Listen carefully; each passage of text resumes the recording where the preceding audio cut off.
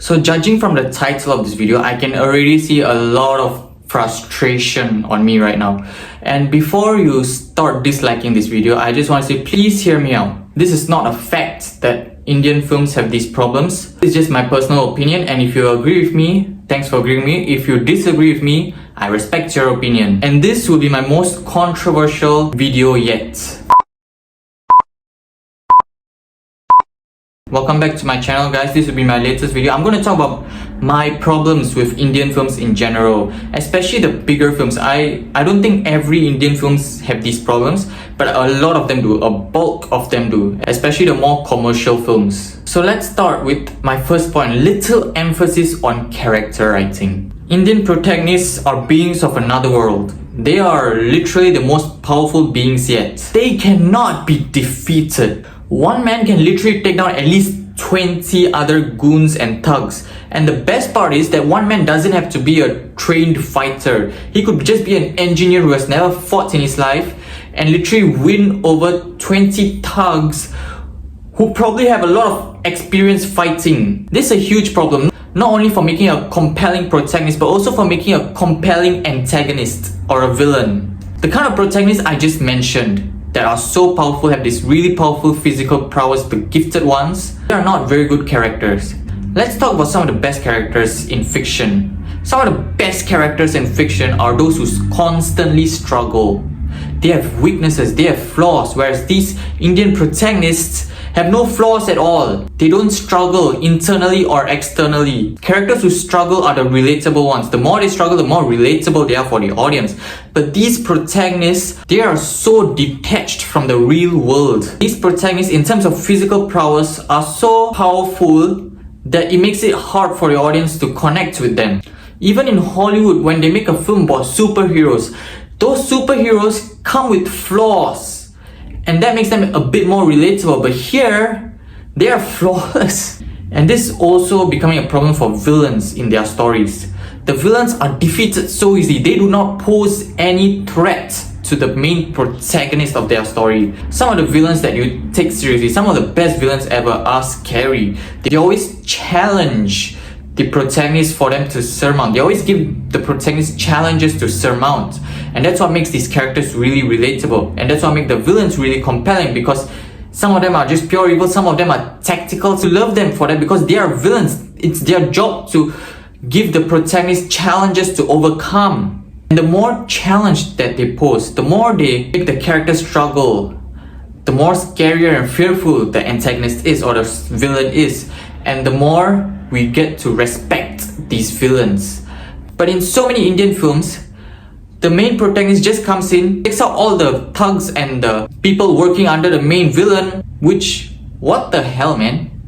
How are we supposed to take the main villain seriously? Main villains in these films are like nothing to the protagonist. Even if the protagonist is an old man. Imagine an engineer fighting a bunch of gangsters and thugs, and he has no experience for fighting that we are aware of. And these guys, these 20 other guys, probably these thugs and these gangsters, probably have a lot of fighting experience. If not, why are they even gangsters in the first place? As ridiculous as that sounds, that's how it is. Yes, these flashy action sequences sometimes look really epic. However, there's a problem to it, and that is, the more you do it, the more boring it becomes to watch. And the worst part is, even if this kind of action sequences are so boring, there's always an emotional attachment. At least that's what you would think, but no. These protagonists are so detached from the world, it makes it hard for the audience to connect with these characters. So it's not easy to be emotionally attached to these characters either. Look, I grew up watching a lot of Indian films, and some time back, I literally lost interest because they are just becoming so boring now. Antagonists have to pose a threat for the protagonist and not beating them so easily. And many writers have talked about this. You can read quotes from many other writers about characters struggling. They've talked about this as well. And in female-led films, female characters are usually quite compelling, and I really appreciate it. But let's come to these commercial big stars who are males, who are leading in this project.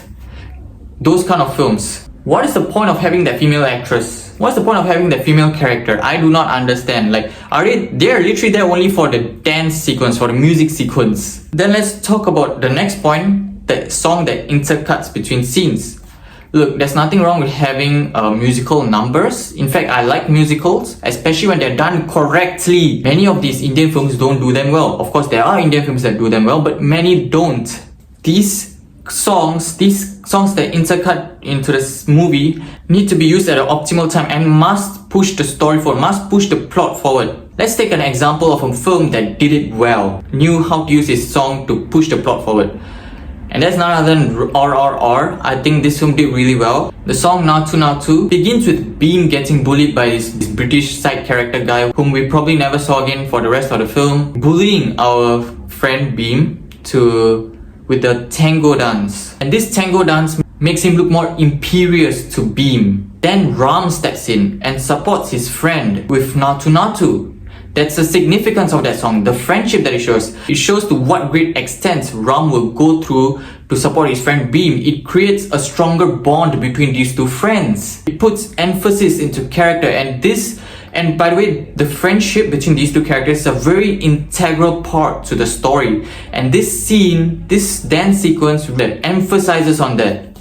And that's something I really appreciate because it moves the plot forward. And now this song is now relevant to the story. Or else, let's look at La La Land, one of my favorite musicals ever. The songs in that story are relevant to the story, whether it's City of Stars, which enhances the relationship between Mia and Sebastian, or any other song. These guys are thinking that musical numbers, the music alone, will attract a lot of audiences. And boy, are they wrong. What they don't realize is that audiences do not need to pay money to go watch these dance or song sequences in theaters. What they can do is stay at home, watch it on YouTube for free. Let's talk about the third point. The story. The story is cliche at this point. Tell me how many Indian films you have seen where the villain is probably a politician. Look, I'm not gonna lie, I don't live in India, so I don't know what's the political situation there is like. I'm not saying don't make a film about these two things. Go ahead, make them, but I feel like you're using them too excessively now. The situation of farmers in India is horrible. But why do you have to make so many movies about it? Go ahead, make movies about it, but why so many? And you might be asking, what's the problem with that? Well, let me just tell you. So many of these stories about farmers is about injustice towards farmers, and they don't have a range of stories anymore. They are just focusing on a few central issues now in the film industry in India. There are some films where at the beginning, farming and politics is irrelevant to the story. And at some point, they just interject one of these two or even both into the story all of a sudden. And it feels so unnecessary. You could just make a proper film with that first half of the film. You don't need to suddenly inject politics of farmers. It wouldn't do you any good. It will only screw your movie up. Like, I don't get it. Why do you make so many films about these kind of things? Do you think that making these kind of films about farmers will educate people on the stress and the hardship of that farmers face? Let me just tell you something. You don't need to do that because everybody already knows the plight that they're facing. Will it make farmers' life better?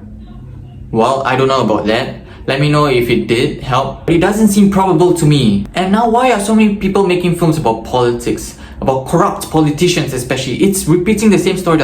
Imagine eating the same food over and over again every single day. Will you feel sick and tired of it? Yeah, that's how I feel when they keep putting in the same thing in almost every single Indian film coming out recently. I'm getting sick and tired of it. And by the way, adding businessmen into that too as well. So now it's politics, farmers and businessmen. Businessmen who like to play politics. Especially when businessmen want their company to be successful. But their company is doing some horrible things. Maybe they could be manufacturing some really harmful things or not treating their workers properly. Or they could be affecting the farms because of pollution. And number 4, the cinematography. The cinematography in a lot of Indian films, a lot, not all, are nothing special. They are subpar. It shows a lack of interest from the people making these films. And that really sucks. It's fine. Look, it's fine if you are so concentrated on the money. That's why you're not putting so much emphasis on the art form because you want to make that money. And I understand that. Everybody wants to make money. But you're making so many films and you can't. And there are only very few amount that really puts emphasis on cinematography, on the art form of cinema, the visual medium. It shows that the people just don't want to take it seriously. A lot of people there don't want to take it seriously. Which brings me to my final point, the 5th point. lack of passion. I sense a lack of passion. When I'm watching a film, usually I can see the passion. They put in a lot of hard work. I can tell they're being passionate about this project. But Indian films are like, they don't feel passionate at all to me. Here's how it goes. We take a famous Indian star, make him the protagonist of our story. He sees this girl for the first ever time, just for a split second, and then he falls in love with her. And then song sequence where this guy and this girl are dancing together. Or it's about this guy who loves this girl and is like trying to express how much he loves about this girl. Next, a villain comes, most probably a politician or somebody who likes to play politics. This politician is probably power hungry or just wants to make money. And so he's so corrupt and immoral, and he does immoral things. He ends up meeting the protagonist somehow.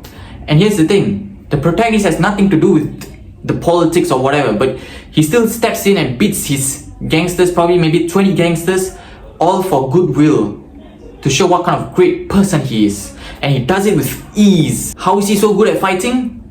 Don't know, don't ask. The hero gets what he wanted at the end and the villain loses. Can we put a stop to this, please? A few Indian filmmakers are taking films seriously, are taking cinemas and art form seriously, but can more people take it seriously, please? And here's the thing, even though these commercial films, I have a lot of problems, there's one thing in particular that I absolutely love about these commercial films. The comedian.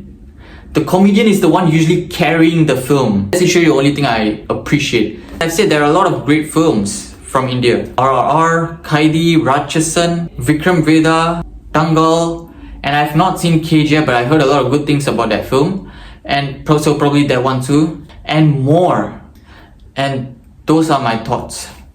So let me know in the comments below, am I being too harsh or unrealistic? Let me know in the comments, and if what I said really infuriated you, and if you disagree with me, firstly I have to say I'm sorry and I respect your opinion, and I hope you will respect mine too. I hope you have a great day ahead, and that's all for this video. If you like this video, click the like button if you want to see more from my channel, and see you guys next time. You guys are always the best.